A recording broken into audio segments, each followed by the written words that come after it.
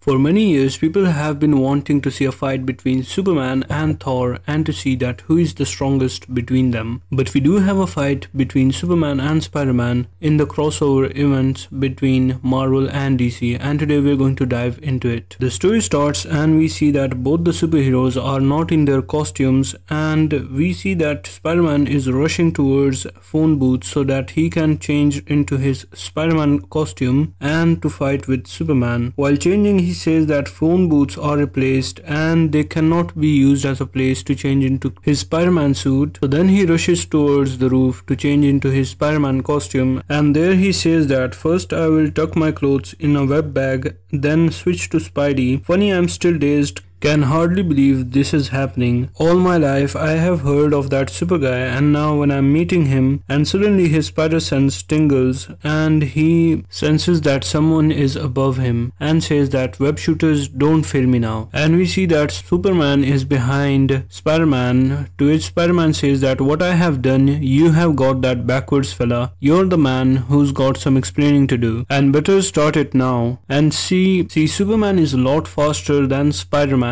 So Spider-Man loses track of Superman, and Superman thinks that something's wrong here. Knowing Spider-Man's background, I assumed he was connected with the phony Superman and caused Lois' disappearance, but listening to him, I'm not sure. And we see that Dr. Octavius and Lex Luthor are standing on a building, with Lex Luthor holding a face mask of Superman, and Dr. Octavius tells him that our plan's working better than we expected, Luthor. Look, Superman and Spider-Man are fighting each other. Lex Luthor gives a nod of approval. Now, both the disappearance of Mary Jane and Lois was part of their plan to make sure that they cause a fight between Superman and Spider-Man. Now we see that Spider-Man is web-swinging across the town to look for Superman, but he can't find him. Lex Luthor says that since he's being so cooperative, why don't we give him an assist? To which Dr. Octopus replies, you mean the red sun radiation device you prepared? Lex Luthor says, precisely. Now, though the radiation charge is purely temporary, it should stir up things rather nicely indeed. Now Spider-Man is charged up with the red sun radiation, and Superman confronts Spider-Man saying that Spider-Man, I have been thinking perhaps all this is a mistake. To which Spider-Man replies, you bet there's been a mistake, and punches Superman with all his power, making Superman fall from a building. Superman is stunned by the punch that he has received from Spider-Man, just thinking how Spider-Man can punch him so hard. While he was falling near the statue, he then flies off again, saying that almost smashed that statue. I don't know where Spider-Man got such power, and at that moment I don't care. That fool web spinner has made me mad. And now we see that Spider-Man kicks Superman in the face, and Spider-Man mocks Superman while saying that, well, I have got a news flash for you, Supes. You're not half so tough as you think you are.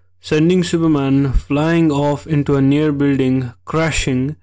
And Spider-Man thinks that maybe Mary Jane was right. Maybe I did have nails for breakfast. All the years I have been web-slinging, I never could have done that before. I don't know whether to feel great or lousy. He is supposed to be one of the toughest guys around, and here I'm fighting him like he's a common crook. Talk about mind boggles. And this is time when Superman had enough, and he says that of all the stupid, stubborn clowns I have ever met, Spider-Man, you take the cake. Can't you get it into your skull? I have been trying to talk to you. And Spider-Man says, so talk. Tell me where you got Mary Jane. And Superman snaps while saying that I will tell you this, Web-Slinger. Get your head calm now, or so help me, or I will. In between the sentence, Spider-Man punches Superman again and says that stuff it, Superman. I have been bossed around all day, but not anymore. We will talk on my terms, understand? And thinking that can't get over how easy this is. This guy is overrated.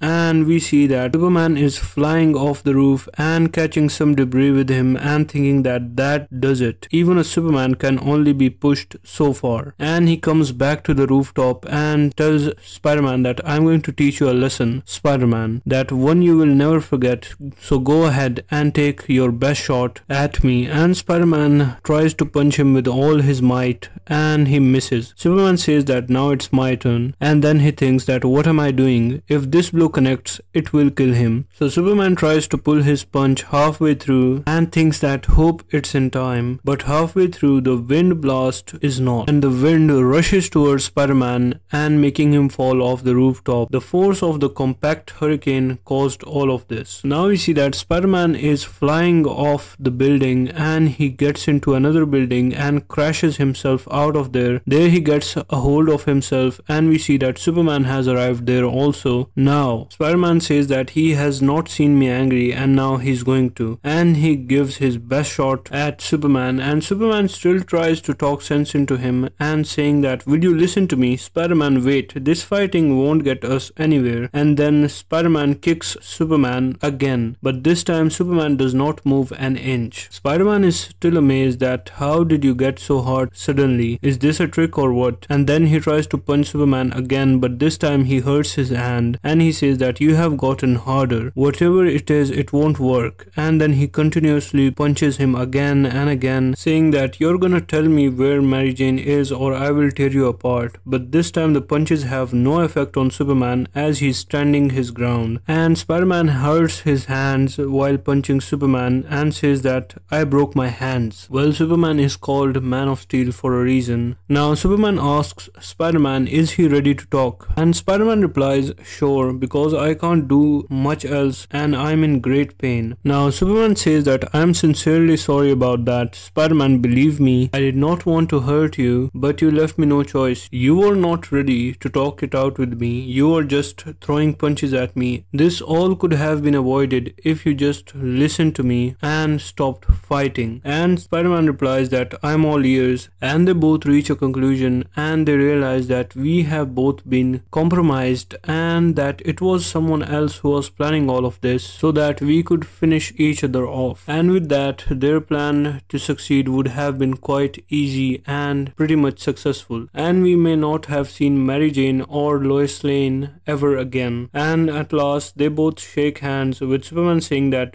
do we let the dupers, whoever they are, get away with what they have done, or do we join forces and fight them together? And Spider-Man says that for that you need an answer, and Superman replies, I suppose not, let's shake on it. And both Spider-Man and Superman join forces to fight against the true evil who has been hiding all along. And we see that Spider-Man is also thinking that, and let's not shake again till after I get a titanium steel hand, and cries in pain. And that's how the fight between Superman and Spider-Man stops. If you personally ask me about this fight, I did not like it because it could have just been solved by a normal conversation between both of them, but they just decided to elongate it and make Spider-Man and Superman fight. If you liked it, please do like, share and subscribe for more, and you can comment down your thoughts or opinions below in the comments. And you can watch here the biggest crossover between Marvel and DC superheroes. You will not regret it. You can watch it here, and you can also watch how Aquaman lost his V card.